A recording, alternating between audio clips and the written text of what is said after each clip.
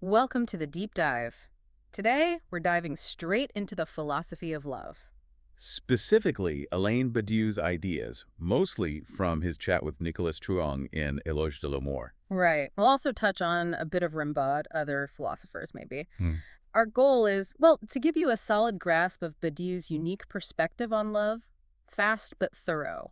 Because you want those insights without getting bogged down. Exactly. And it's funny, isn't it, the way love gets talked about now? I keep thinking of those Mediatic ads. Oh, yeah. Which ones? Have love without chance or be in love without falling in love. Right. Or perfectly be in love without suffering. It's like we're trying to, I don't know, engineer it, take out all the messy bits. But Badiou actually calls this a securitarian conception of love.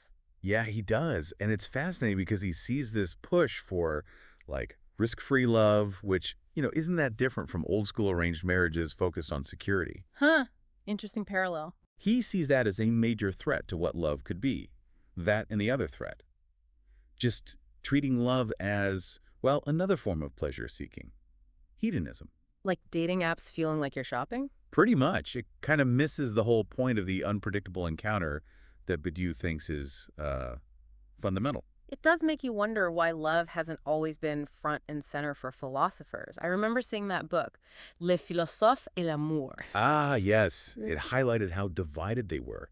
You get these extremes. Right. Well, you've got Schopenhauer, famously anti-love, saw it as basically a biological trick. Right. And then on the other end, people like Kierkegaard, who saw it as maybe the highest subjective experience, even though, well, he personally struggled with it immensely. And Plato fits in there somewhere too, with love leading to something higher. Exactly. Badiou actually picks up on that Platonic thread. He agrees love contains this sort of germ of the universal, Universal how? in that it allows us, Badiou argues, to experience the world not just from our own point of view, the one, but from the perspective of difference, of the two. Okay, so it pulls you out of yourself. Yeah.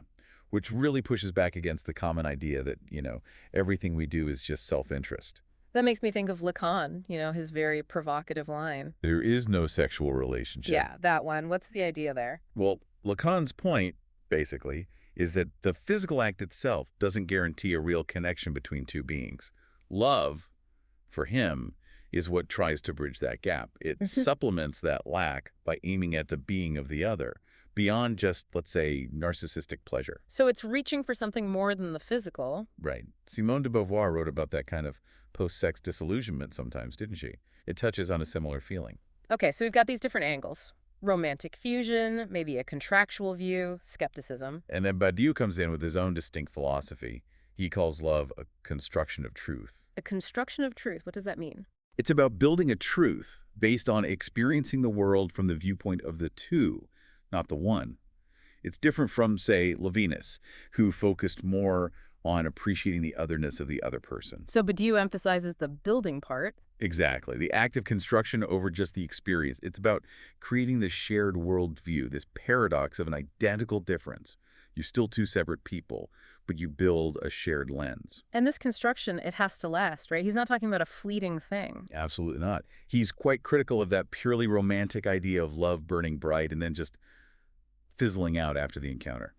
For him, love is an obstinate adventure. It demands work, perseverance. An adventure, so not necessarily marriage and kids in the traditional sense. Not necessarily, no. The focus is on duration, inventing a new way to last in life together. It's a desire for an unknown duration, he says. A reinvention of life, really. And he pushes back against just seeing love as, like, a nice decoration for sex. He does. He argues that the whole process, the declaration, the commitment involving your words, your body, is much more than just window dressing for desire. In fact, he kind of flips it. How so? He suggests the declaration, the I love you, actually comes first and shapes the desire that follows within that specific loving context. Which brings us back to this idea of love as a truth procedure. Okay, unpack that a bit more. A truth procedure. So, for Badiou, love constructs and reveals a specific kind of truth, the truth of the two. It offers this unique perspective on the world, viewed through the lens of difference. Why are we all so drawn to love stories, Badiou would say it's because they tap into this fundamental human interest in what it means to be. Two, to understand the world from that shared difference. It's a pursuit of a kind of truth. And that declaration you mentioned is crucial for starting this. Absolutely crucial. Saying I love you is For Badiou, the moment that fixes chance. Fixes chance. Yeah, it takes the random encounter, the contingency, and transforms it into the start of something lasting, something constructed. It gives it a feeling of, well, almost destiny, but one you choose to build. Mallarmé had that line about poetry, chance is finally fixed. It's a similar idea. Infidelity in this view, it's more than just not cheating. Much more. Fidelity is the ongoing commitment to that initial declaration, to that fixed chance. It's about continually inventing the shared duration, the shared world.